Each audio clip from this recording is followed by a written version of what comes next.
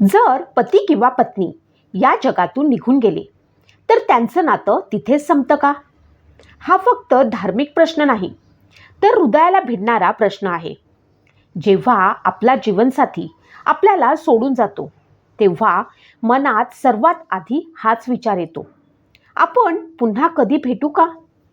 ज्या व्यक्तीसोबत आपण फेरे घेतले, दुःख सुख वाटले, आयुष्यभर साथ देण्याच्या शपथा घेतल्या, मृत्यूसोबत हे सगळं संपतं का? सर्वप्रथम आपल्याला समजून घ्यावे लागेल की विवाह म्हणजे काय. हिंदू धर्मात विवाह हा फक्त सामाजिक करार नाही, तो 16 संस्कारांपैकी एक पवित्र संस्कार आहे. जेव्हा अग्नीला साक्षी मानून 7 फेरे घेतले जातात तेव्हा फक्त 2 शरीरं नाही, तर 2 जीवनमार्ग एकत्र येतात. आपण अनेकदा ऐकतो, हा 7 जन्मांचा आहे. खरंच पती पत्नी 7 जन्म एकत्र राहतात का? 7 जन्म याचा अर्थ शाब्दिक नसून प्रतिकात्मक आहे. शास्त्राची भाषा अनेकदा प्रतिकात्मक असते. एका छोट्याशा गावामध्ये ध्रुव आणि मृणालिनी नावाचं एक दाम्पत्य राहत होतं. दोघांचं लग्न झालं तेव्हा गावातील सर्वजण म्हणत, हे दोघं म्हणजे जणू एका आत्म्याचे 2 अंश आहेत. त्यांचं प्रेम साधं होतं, पण अतिशय गहन होतं. ध्रुव फार बोलका नव्हता, पण मृणालिनी त्याच्या नजरेतलं सर्व काही ओळखायची. मृणालिनी अत्यंत हसरी होती. तिच्या हास्याने संपूर्ण गृह उजळून निघायचं. दोघांनी मिळून एक साधं पण समाधानाचं आयुष्य उभं केलं होतं.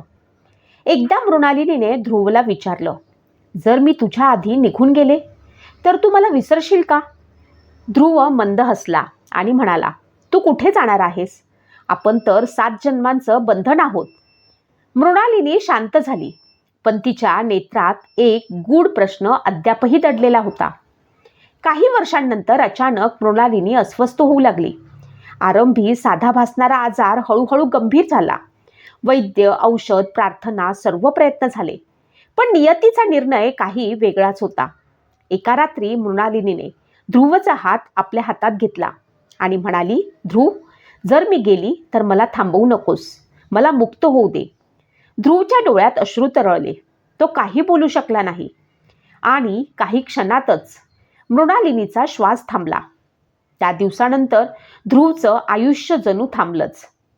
घर तेच होतं, वस्तू त्याच होत्या, पण मृणालिनी नव्हती. पहिल्या काही दिवसात तो सतत शोकात बुडून राहिला. रात्री निद्रा लागत नव्हती. मृणालिनीच्या आठवणी प्रत्येक कोपऱ्यात जिवंत होत्या. पण त्याला एक विचित्र अनुभव येऊ लागला. पहिल्या 13 दिवसात त्याला अनेकदा असं जाणवू लागलं की मृणालिनी त्याच्या जवळ आहे. कधी मंद वारा यायचा, जणू ती त्याच्या केसावरनं हात फिरवत आहे. कधी तिच्या आवडीचा सुगंध गृहात दरवळायचा. कधी रात्री त्याला असं भासायचं की कोणीतरी त्याच्या जवळ बसला आहे. एका रात्री तो अचानक जागा झाला आणि त्याला स्पष्ट जाणवलं, कोणीतरी त्याच्याकडे पाहत आहे. त्याचं हृदय वेगानं धडधडू लागलं. त्याने हळू आवाजात विचारलं, मृणालिनी, तू आहेस का? उत्तर काहीच आलं नाही, पण त्याच्या डोळ्यातून अश्रू वाहू लागले. दिवस पुढे जात होते आणि 13वा दिवस समीप येत होता. त्या दिवशी श्राद्ध विधी पूर्ण झाले आणि त्यानंतर सर्व काही शांत झालं. त्या रात्रीनंतर मृणालिनीचा भासही झाला नाही. ध्रुव पूर्णतः एकाकी झाला. काही कालांतरानं कुटुंबियांनी त्याला पुनर्विवाहासाठी प्रवृत्त करू लागले, पण तो तयार नव्हता. मी मृणालिनीला विसरू शकत नाही, तो म्हणायचा. अनेक वर्ष लोटली. एके दिवशी त्या गावात एक नवीन तरुणी आली, यशोधरा. ती गुरुकुलात शिक्षण देण्यासाठी आली होती. अत्यंत साधी, शांत, पण तिच्या नेत्रात एक ओळखीची छटा होती. पहिल्यांदा ध्रुवने तिला पाहिलं तेव्हा त्याला एक विलक्षण ओढ जाणवली. तो स्वतःलाच विचार करू लागला, मी हिला पूर्वी कुठे पाहिलं आहे का? यशोधरेलाही तसंच जाणवत होतं. दोघं हळूहळू संवाद साधू लागले. यशोधरेला ध्रुवबद्दल एक अजब आपलेपणा वाटू लागला, जणू ती त्याला खूप पूर्वीपासून ओळखते. एक दिवस ती ध्रुवच्या गृहात आली आणि अचानक थांबली. तिनं गृहाकडे पाहिलं आणि तिच्या डोळ्यातून अश्रू तरळले. मला असं का वाटतंय की मी इथे पूर्वी आले होते? ती मंद स्वरात म्हणाली. ध्रुव स्तब्ध झाला. काही दिवसांनी आणखी एक विचित्र घटना घडली. यशोधरा नकळत काही अशा कृती करू लागली ज्या फक्त मृणालिनीला ज्ञात होत्या. चहा बनवण्याची तीच पद्धत, वस्तू ठेवण्याची तीच रचना आणि एक विशेष गीत जे मृणालिनी नेहमी गुणगुणायची. ध्रुवच्या अंगावरती शहारे आले. तो संभ्रमात पडला. हा केवळ योगायोग आहे का, की काही गूढ सत्य? एक दिवस त्याने धैर्य एकवटलं आणि विचारलं, तुला कधी असं वाटतं का की तू कुणाला शोधत आहेस? यशोधरा काही क्षण शांत राहिली. ती म्हणाली, हो, मला नेहमी असं वाटतं की माझ्या जीवनात काहीतरी अपूर्ण आहे, पण काय ते कळत नाही. त्या रात्री ध्रुवला स्वप्न पडलं. स्वप्नात मृणालिनी त्याच्यासमोर उभी होती. ती मंद हसत होती आणि म्हणाली, ध्रुव, मी वचन दिलं होतं ना, मी परत येईन, पण मला ओळखण्यासाठी तुला हृदयानं पाहावं लागेल. ध्रुव अचानक जागा झाला. त्याच्या नेत्रात अश्रू होते, पण चेहऱ्यावरती शांत हास्य होतं. काही दिवसांनी त्याने एक निर्णय घेतला.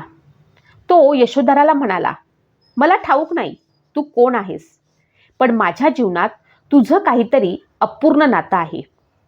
यशोधराच्या नेत्रातही अश्रू होते. कदाचित ती मृणालिनी नव्हती, कदाचित होती, पण एक गोष्ट निश्चित होती, त्या दोघांच्या आत्म्यांमध्ये काहीतरी अपूर्ण होतं, जे पुन्हा एकत्र येण्याचा प्रयत्न करत होते. काळ पुढे सरकत गेला आणि दोघांनी एकत्र आयुष्याची नव्याने सुरुवात केली. पण यावेळी ध्रुवला एक सत्य उमगलं होतं.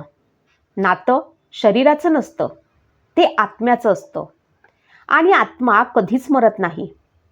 कथा इथे संपत नाही, कारण कदाचित तुमच्या आयुष्यातही एखादी व्यक्ती असेल जिला पाहून तुम्हाला वाटतं, मी हिला पूर्वी कुठेतरी पाहिलं आहे. कदाचित तो योगायोग नसेल, कदाचित तो एखाद्या अपूर्ण प्रेमाचा पुन्हा सुरू झालेला प्रवास असेल. गरुड पुराण आणि धर्मशास्त्र सांगतात की आत्मा अमर आहे, शरीर नश्वर आहे. मृत्यू शरीराचा होतो, आत्म्याचा नाही. म्हणजे शरीराचं नातं संपतं, पण आत्म्याचं नाही. हे समजून घेणं महत्त्वाचं आहे. जर पती पत्नीचं नातं फक्त शरीरावरती आधारित असेल तर मृत्यूसोबत ते संपतं.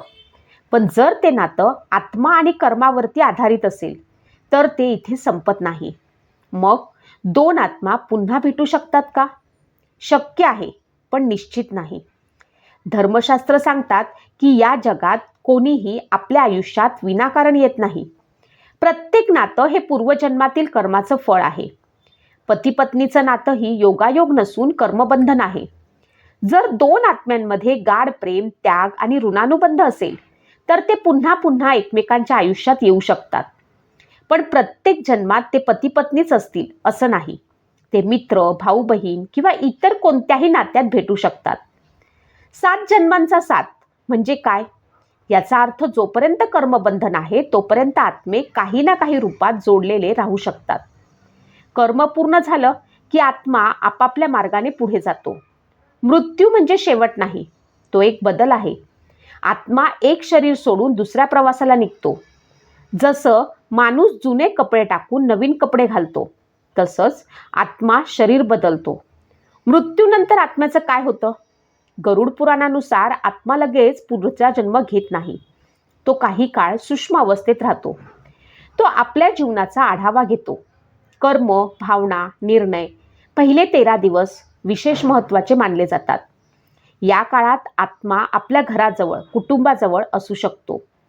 म्हणूनच श्राद्ध, तर्पण यासारखे विधी केले जातात. आत्म्याला शांती मिळावी आणि त्याचा पुढचा प्रवास सुलभ व्हावा म्हणून. अत्याधिक शोक आणि आसक्ती आत्म्याला बांधून ठेवू शकते. म्हणून शास्त्र सांगतात, दुःख करा पण अति नाही.